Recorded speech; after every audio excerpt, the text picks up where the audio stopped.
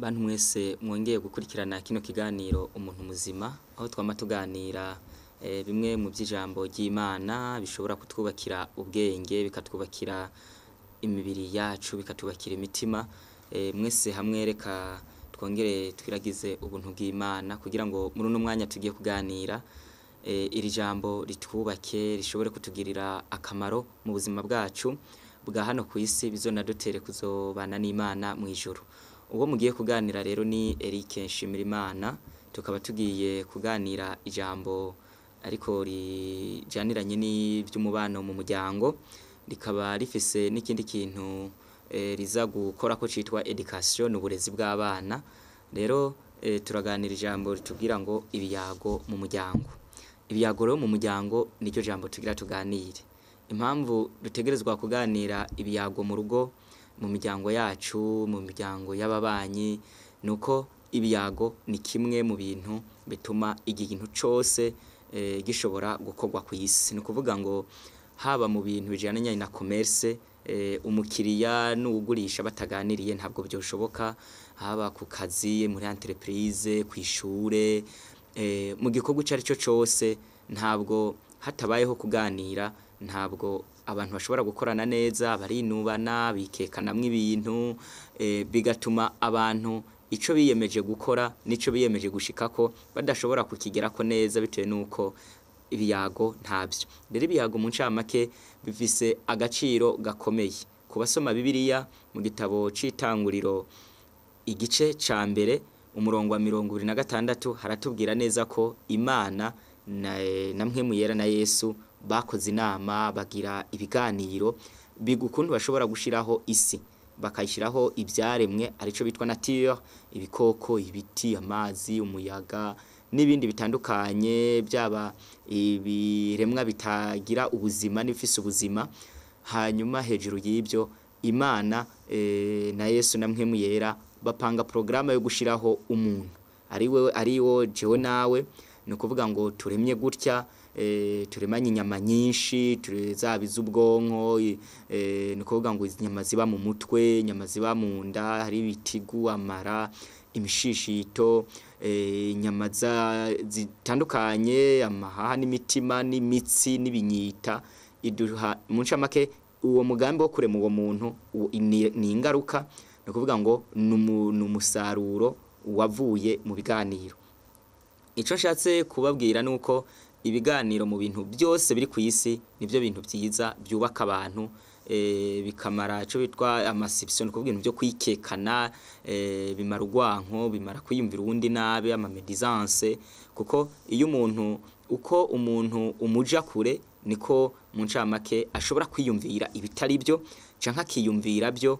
Rero ahantu hatagira ibiyago, ahantu hatagira ibiganiro, ahantu hatagira kwama abantu bahurira mu kiyago runaka, ni kuvuga ngo ntabwo bishoboka ko bashobora kugira umuryango mwiza. Nimba rero ibiganiro bikenewe mu madomene yose y'ubuzima no mu muryango, cyane ko ariho hantu umuntu asuzumirwa ko ashitse ko ari être complet, ni kuvuga kugira umuntu bimenyekane neza ko ashitse ari umuntu yuzuye, asuzumirwa mu muryango. Niyo mpamvu rero naho harakomeye, hategerezwa kwitabwaho. Kera biravugwa neza ko iyo bavuze ijambo foyer bisigura iziko, ni kuvuga ngo nuko abantu kera bakunda ngo kuganiriza abana bari kuziko, bakabacira imigani, bakababwira ibya kahise, iyo migani bakababwira n'inyigisho zirimwo. Ni kuvuga ngo ibyo byose bwari uburyo bwo gushiraho equilibre sociale, ni kuvuga ngo societe ikibano kibe ku rugero rwiza, abantu bashobora gukura bafise education sociale y'imico bashaka gushira mu bana. Ibyo rero yari intandaro yo kuganira neza. Umugabo bitwa Montaigne yagerageje kuvuga ijambo rivuga ngo nous ne sommes hommes que par la parole. Ni kuvuga ngo ikitugira abantu ni jambo, ni biganiro ni jambo. Ni kuvuga ngo kugira umuntu ashobore kuba baye umuntu ategerezwa kuba hariho ikintu bitwa ijambo kimuhuza n'uwundi, kimuvamwo nayo ubundi. Abantu ntabwo bashobora kuba abantu bubaka ibintu birama, bifise umugambi, bifise kazoza, bifise gukomera, kiretse babanje gushira ikintu bitwa communication. rero mu ncamake namwe nimurebe muri bisi ni kuvuga ngo convoyeur atagiraniye communication n'umushoferi umukiriya nawe aganire na convoyeur, umukiriya ntiyo mu ncamake shoferi ntiyo menya ahagarara, convoyeur abwiye umushoferi ati hagarara ntabyumve, yoca ashwana n'abakiriya, iyo modoka yobura abakiriya bo yizinukwa bose bakayibwirana, tuwinjiye muri urya modoka nta gahunda igira, nta rutonde. Mu ncamake ibyo byose byotuma uwo mugambi w'umuduga ushobora gupfa. Rero ibiganiro rero mu ncamake ni ikintu gikomeye mu bantu bagerageza gusoma nk'igitabo citwa Vive Communiquer, kiratubwira neza ko umubano mwize ico bitwa mariage heureux, no kuvuga ngo i mariage heureux kugira ibe heureux, ibemwe umunezero, ibemwe nta ngorane ihari, ngivyo biterwa na degré de communication, no kuvuga ngo n'ugwego ibiganiro mu wo muryango biriko. Iyo muganira ku madegre nk'abiri umuryango bamwe ingorane, no kuvuga ngo ugwego muganira ko no kuvuga ngo ni go rugero, ni go gwego umuryango wanyu bamwo umunezero, no kuvuga ngo communication mu yandi majambo avyo bitwa kuganira, ibyago egare mariage ere, ni kuvuga ngo bingana n'umuryango unezerewe canke urugero muganira ko bikavyara umuryango urimwo ingorane. Mu gitabo ca Bibiliya Imana navyo ibyo ntabwo yari biyobewe, icishirije mu mugabo w'umunyabwenge yitwa Salomo. Ni umugabo yari yarahawe ubwenge n'Imana yitwa Salomo, yari umwami. Yaranditse mu gitabo c'imigani gice ca 15:30 na haravuga ngo mu maso hakeye hanezeza umutima, kandi inkuru nziza zishira imisokoro mu magufa. Ndasubiramwe, mu maso hakeye hanezeza umutima, kandi inkuru nziza zishira imisokoro mu magufa. No kuvuga ngo mu maso hakeye h'umugabo n'umugore batijiriwe n'abana bakaba batarimwe agahinda, bameze neza, no kuvuga ngo ibyo navyo biva mu bwenge, no kuvuga no ubwenge butuje, butarimwo guhangayika, butarimwo intimba, butarimwo biragenda gutya turahura nibi. No kuvuga ngo uwo muryango urimwo umugabo n'umugore n'umwana bose mu bwenge barimwo amahoro, ibyo bituma mu maso haca, no kuvuga ngo imeri yabo iba nziza. Hejuru y'ibyo izo nkuru nziza ziba mu muryango, ijambo ry'Imana itubwiye neza ko zishira imisokoro mu magufa. Ibi rero hari havuze ibintu bigoye kumva ku bantu batagerageza kwinjira mu bintu indani, no kuvuga ngo amagufa atagira imisokoro, uwo muntu ubwo buzima bwiwe buba bujegajega. Ico nshatse kubabwira nuko inkuru nazo nyene ubwazo zishobora kuvura indwara nyinshi, zishobora gutuma abantu hari indwara bakira, umubano wabo ukaba mwiza bitewe n'inkuru. Hano aho nshaka kugera, kuko tuko tuganira ijambo ritwereka neza ibiyago mu muryango, turabanza turebe uburyo ibintu umuntu ashobora gukora bishika 23 ariko byitwa amakosa rezereya. No kuvuga ngo abantu hari ibintu muri communication abantu bakora ukaba werekanye neza ko kutazi kuganira, kandi hejuru yo kutamenya kuganira umuryango wawe ukabupfuye. Niyo mpamvu mu gitabo citwa Vive Communiquer haratubwira neza ko ntabwo ngo kugira umuntu amenye kuganira bisaba abafise ama diplome academique. Ntabwo hari abantu benshi amara kaminuza akaba yarize kuganira, ariko nawe ntabyazi. Mu muryango ugiye kumukota, ugiye kumwandikira amanota, wo muhubusa buteye agahinda. Ibyo rero nabyo birababaje. Niyo mpamvu hari amakosa, hari uburyo, no kuvuga ngo ni inzira mbi zishika 23 zituma umugabo n'umugore iyo bazinyuzemwo canke bagakora ibyo bintu bishobora gutuma ikiganiro mu muryango kiba gihagaze, kandi bikaba bitumye ibyo bigatuma amahoro ashobora kuba make mu ngo zabo. Muri Bibiliya haranditse amajambo yanditswe mu gitabo c'imigani igice ni ca 17 umurongo wa 27 haranditse ngo uvuga make aba ari ubwenge, kandi umugwaneza aba ari umuntu afise umutima. Hani ijambo ritweretse neza ko umuntu w'umugwaneza ari douce, afise douceur. No kuvuga ngo abantu benshi Bibiliya itubwira ngo Mose mu gitabo cyo guharura 12 hatubwira ko Mose yari umugwaneza kurusha abandi bantu bo mwisi yose. Iyo bavuze ngo umuntu ari douce, n'umuntu imbere y'ibibazo abamukomerekeje, abamwanse, abamuvuze agerageza adahindurwa n'ikibazo, bamwiba, bamutuka, bamononera ibintu, ntabwo ahinduka, no kuvuga ngo uko yari ameze bamwononeye nuko ameze ari mu mahigwe byose ni kimwe. No kuvuga ngo adversity na prosperity ntabwo imuhindura. Hari abantu rero aba mwiza iyo nta ngorane afise, akantu gusa kamwadutse ko akaba arabaye mubi. Niyo mpamvu hano ijambo ritubwiye ngo umugwa neza ngo abari umuntu afise umutima, ariko haratubwiye ngo umuntu avuga make ni ikimenyetso cy'uko ari umunyabwenge, abafise sagesse. Muri no minsi nuko muri communication abantu bakuriye kumenya neza impamvu umuntu wese bisaba avuge make, nuko iyo umuntu arinza kubwira ngo uravuge make uragende buhoro, ico abakubwiye canka aho hantu bugiye canka ibyo burimwo wewe abasanzwe aziko birimwe ingorane, umuntu bisaba bigendemwo buhoro afise amakenga kuko baba bifise amategeko ngendegwako. Mu gitabo c'Abanyefesi igice ca 4 umurongo wa 55 haranditse ngo haratubwira yuko umuntu wese akuriye kwiyambura ibinyoma byose akavugana ukuri na mugenzi wiwe. No kuvuga muri communication umuntu nawe Imana yari ibizi mu ijambo ryayo yarizi yuko umuntu wese akuriye kuvuga make. Hejuru y'ibyo umuntu no mu kuvuga ukavuga ibintu by'ukuri bitarimwo ibinyoma, iyo nayo ni inzira nziza yo gutuma umuryango wawe ushobora kubakwa. Tubanze tubwire abantu mwese muduteze amatwi, waba uri umwana, umusore, umugabo, umugore, waba utagira umuntu wese mu gwega arimwo, menya neza ko mu bintu bituma imiryango myinshi yahukana, mu bintu bituma abantu benshi mu ngo ibibazo byabo byarananiranye, uba abantu benshi no kuvuga ngo ubabonye mu nzira, ubabonye kwibarabara n'abantu bazima, ariko mu ngo zabo byaracitse.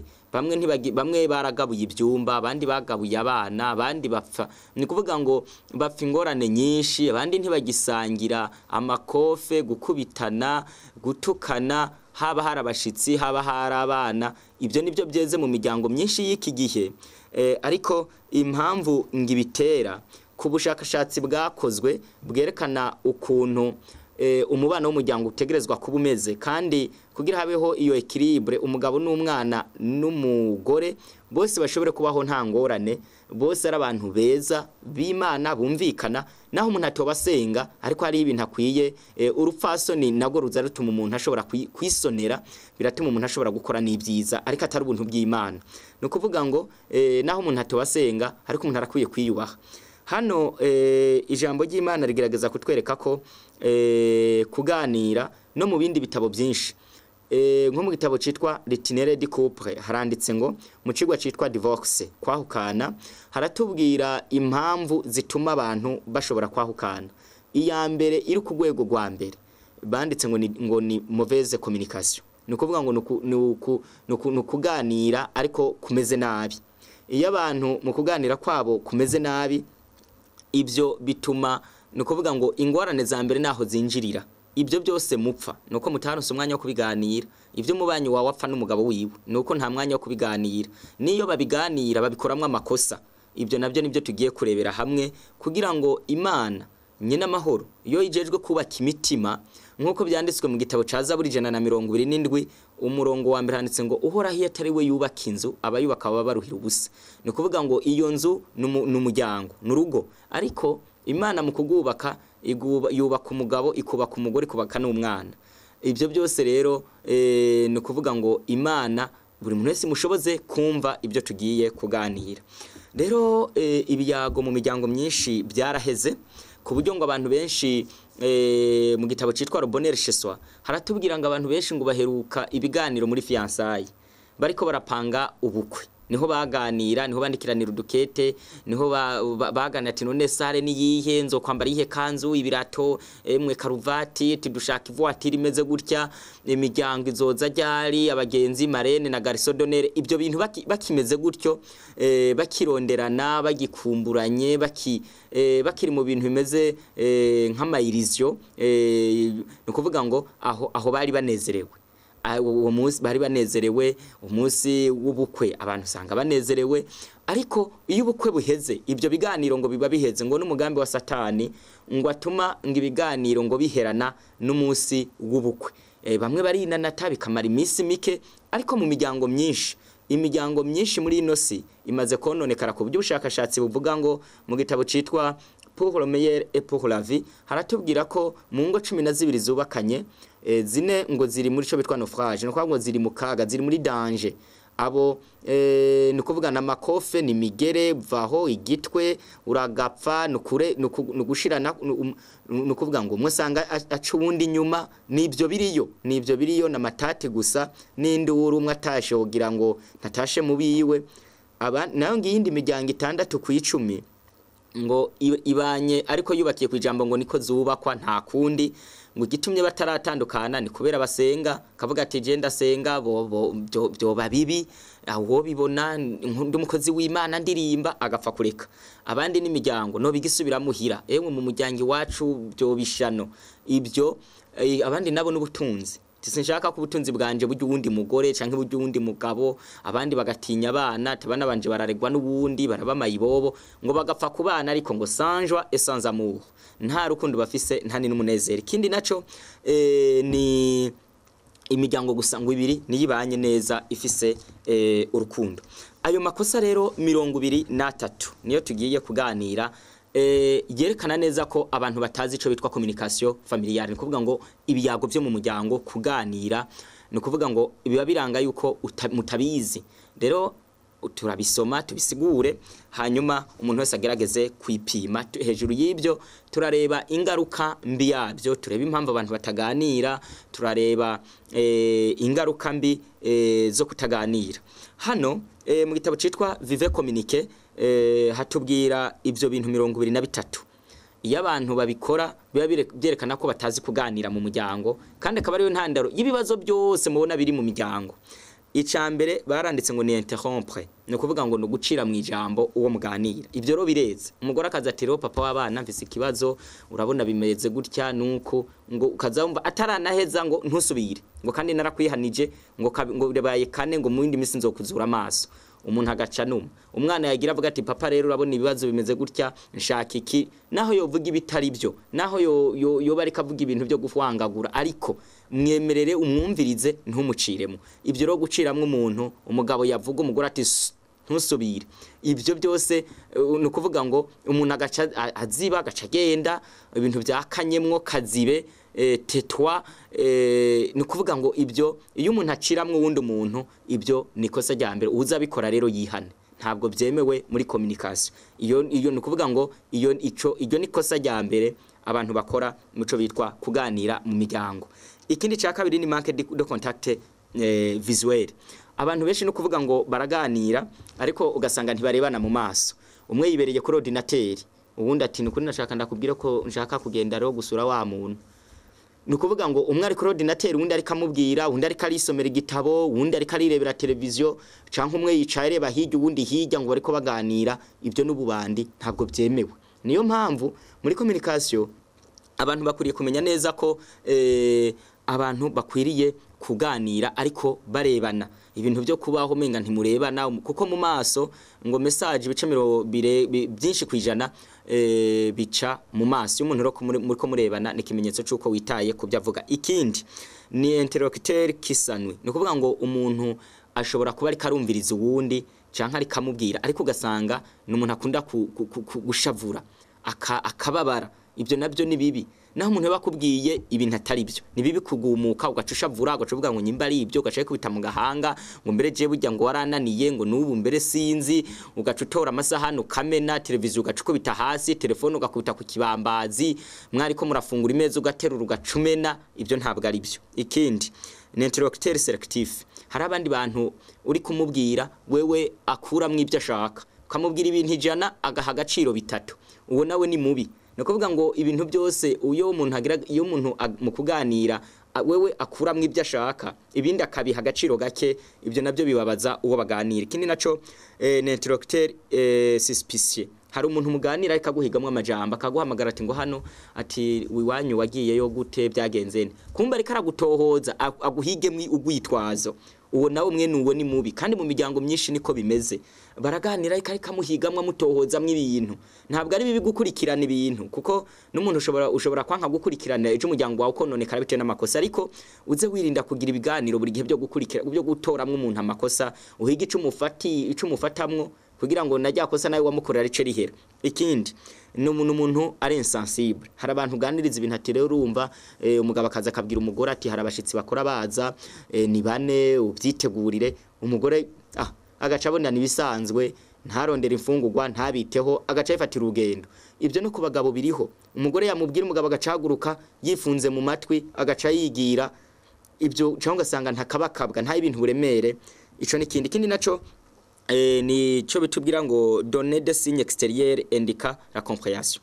Nukuvuga ngo mu kuganira umuntu wese akwiriye gutanga ibimenyetso by'inyuma biboneka byerekana neza ko atahura ibyo bari kubaganira. Ico nshatse kuvuga hano harimwo kuvuga umuntu ati ego kwemeza umutwe abo d'accord, utwo tuntu two kwemera ugaseka bisekeje ukagira ati ego, utwo tumenyetso n'utundi tumenyetso bisaba ngo tuze tubaho mu biganiro by'umuryango. Ikindi naco ni compléter ces phrases. Ico naco ni kibi.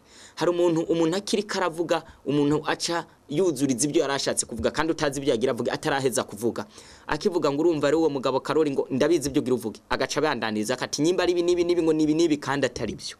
Ibyo rero byose byica ibiyago mu miryango. Ikindi naco ni baranditse ngo la posture est significative, ni kuvuga ngo abantu uko umuntu yifashe, ni kuvuga ngo hari abagore ahangara hejuru y'umugabo ngo mbwira rero ndaje, canke umugabo aza umugore ati mbwira, ni kuvuga ngo nyimbundi yicaye higa nawe aho wicara, nyimba ntaho gerageza use n'uciye bugufi gakeya kugira ngo mushobore kuganira neza. Ikindi naco ni kuvuga ngo ibi muri communication yo mu muryango mu kuganira mu rugo, ubushakashatsi bwerekana ko buri munsi umugabo n'umugore bakwiye kurondera kanya ko kuganira, kimwe nuko bakwiye kurondera kanya ko kuganiriza abana. No kuvuga ngo buri munsi hakwiye kubaho umwanya w'ibiganiro. Iyo uwo mwanya ubuze ibintu birapfa, uko mubibika niko bibyara ingorane. Ikindi naco ni dialogue nocturne, nibiyago byo mwijoro. Mwijoro naho abantu bakuriye kumenya kino kintu. Ibitabo bitwereka neza ko mwijoro bitewe nuko umuntu abagiye gusinzira, kandi tiro babisaba ngo umuntu agyungukiremwo kuko ibyo twariye kuzuba biremeka mu mubiri canke bikoreshwa n'umubiri bimwe mwijoro. Hari ayandi masaha itiro riba ari ryo kuruhura ubwonko n'umubiri. Rero kirazira kikaziririzwa ku muntu mwijoro umugabo n'umugore canke n'umwana n'abavyeyi baganira ibintu bituma badasinzira. Nukuvuga ngo ibintu byo kuronderera inyishu ingorane nibibazo ngo nibindi bintu bikomeye byo mu buzima byo kuntu muzobaho n'ingorane mwahuye uwo munsi, ngo kirazira yuko mubiganira mwijoro. Niyo mpamvu n'abavyeyi bakubita abana kirazira gukubita umwana mwijoro canke kumukankamira mwijoro. Ibyo bica bituma arara ataryamye, ibyo mukanya bikaza biramutera ingwara zitwa enirezi, nukuvuga ngo nukwihagarika ku buriri, umwana akaza arasoba ku buriri ngo aragwaye kandi ari guhangayika kuri mu bwenge. Niyo mpamvu ngo mwijoro ngo abantu bakuriye gusa kuganira ku bintu byiza, watetse neza, washashe neza, ryari wankoreye bino biranezereza. No kuvuga ngo abantu bageze kuryama kirazira ko hari ikindi kintu kibi naho wowe ugifise cakubabaje byakugoye cyane icura kibika ukagihigira uwundi mwanya mwijoro. Kirazira yuko abana ariho bavuga ibibazo. Noye mu miryango myinshi yagira mwijoro umugabo ati wa mugore nzokuzura amaso, abaye amakosa 5 ndakubwira nzokwereka ati bugiye mu misi zuzombona, ati bibaza ko inkumi zabuze. Ibyo bimeze gutyo, abantu bakaza bavugana utujambo turi ironique, tujambo superficiel two hejuru tuvutuye tutumvikana tudaheze. No kuvuga ngo ibyo rero nabyo ntabwo ari byo. Ikindi naco kumeza gufungura, aho naho abantu ibitabiravuga ngo abantu bakwiye guprofita kumeza naho y'abantu bageze kumeza hari ibintu bizira, ibyo bitwa ama discussion, ibintu by'impari. Iyo abantu bageze kumeza siho umuntu wese umugore yibutsa umugabo we ngo cagitenge, nshaka ya mpuzu, nshaka kuji wacu, bya bindi ntakoze. No kuvuga ngo ibyo ntabwo ariho biganirirwa. Kumeza y'abantu bageze kumeza bakwiriye gufungura, bakwiriye kuganira banezerewe kuri izo mfungurwa bariko baganira. Bamwe harige banagira no kumeza bakahabyurira ibihari, ati watetse nabi, mabuye, umunyu, ibyo bikabyura induru, umwe agaca bizira uwundi agaca avuga ati je ndabihebye. Ikindi naco twobabwira no kuvuga ngo hariho no kuvuga ngo abantu haba abantu bafise uburyo no mu muduga bakwiye kugenda bakaganira. Hejuru y'ibyo haba kuganira bariko baragenda ivyo navyo biremewe. No kuvuga ngo ikindi naco baravuze ngo mu kuganira kirazira yuko umuntu ava mu kiganiro umwanya utarahera wico bariko baganira ari umuntu yigumura. Ikindi naco kirazira gutuka umuntu igitutsi cabica icubwenge bw'ututse mu bwenge wakijujuwe ntukomeye canke ukamutuka kuri qualité physique, amaso, urutwe, ingene kireba, ivyo bintu byose ntabwo byemewe. Ikindi naco kitemewe nuko hariho ibibazo by'umwihariko kizira yuko abantu babiganira kandi abana bumva kirazira kuganira ibibazo bikomeye. Ibindi nabyo kizira ngo nukuganira ibibazo biremereye ukabiganiriza bamwe mu miryango yanyu n'abagenzi banyu, burya ngo umugabo n'umugore ngo bakwiye kuba imva zihamba amafuti yabo.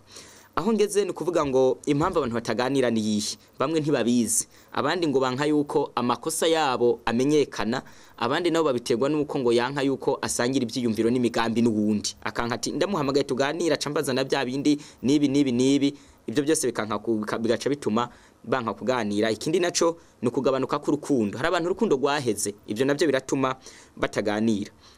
Aho ndangirije hari ingaruka consequence negative, nuko hari ingaruka zituma zitegwa no kutaganira mu muryango. Muri miki gice c'indwi umurongo wa 5 na 6 haratubwira neza ko umugabo n'umugore ngo muri kino gihe cacu ngo basige batabanye neza, ngo mukazana hagurukira inabukwe, ngo umwana umuhungu agahagurukira se, umukobwa agahagurukira nyina. No kuvuga ngo izo zose ni ingorane mu miryango y'abantu bameze gutyo, baca bahukana, bamwe bahukana mu bwenge ugasanga ntibakiganira, ntibagikundanye, abandi bakagira divorce économique, ubutunzi bwabo ntibabuhurize ko, abandi bakagira ama divorce émotionnel, ibintu by'ibishika ibigumbagumba byakera bigahera, ugasanga abantu babanye nk'ibiti, ibyo bigatera ico bitwa les anticorps ziragabanuka, ama defense no kuvuga immunité, no kuvuga ngo ubushobozi ba mu mubiri bujejwe gukinga indwara, ibyo twama globule blanc ngo burapfa bukabura puissance yo guhangana n'indwara, umuntu akagwara n'indwara zose ugasanga ziramwadutse ko.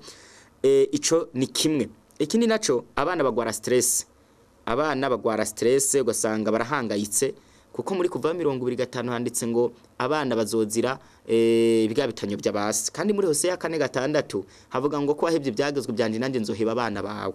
Ni kuvuga ngo ibyo nibyo mpamvu usanga abana benshi bagwaye depression, bafise ibintu byo kwihebura, umitwi bajya, kudasinzira neza, kuyagarika ku buriri, nta kayabagu, uburuhe, kutabana neza n'abandi, bakagwara intimba, bakakunda kwiriza, kurebana ubwoba, bakagira umubabaro, constipation, indwara za sima, gusevura, kubura kwitege, kugasanga baratinyuka ibyaha kuko nawe babonye muri abanyamafuti gusa, bakabura ubwenge bwo kwishure, igitigu kigakora nabi, umutima ugatera nabi, bakakunda kugira kuboga, ico bitwa kuboga ku bana, abandi bakakunda kugira indwara z'umuriro, abandi bakagwara diabete bakira basore, no kutita ku nyungu zawo, ugasanga umwana no kuvuga ngo ni wa wundi wigisha amashure menshi ariko ntazogira ica gufasha, ugasanga arakononera, arakwiba. Ibyo byose biri n'ingaruka ku bana, no kuvuga ngo ntani n'umuntu yokosora abana nawe byarapfuye.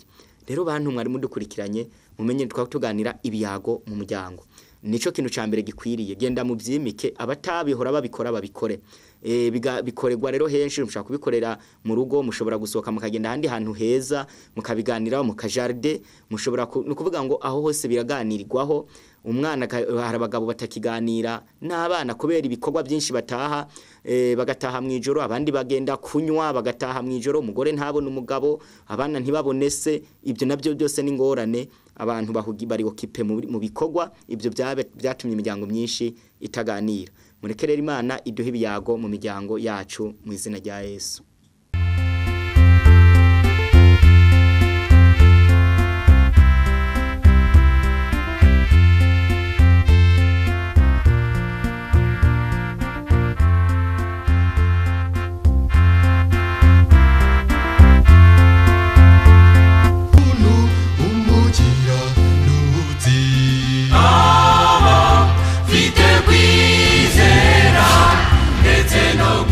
Teacher.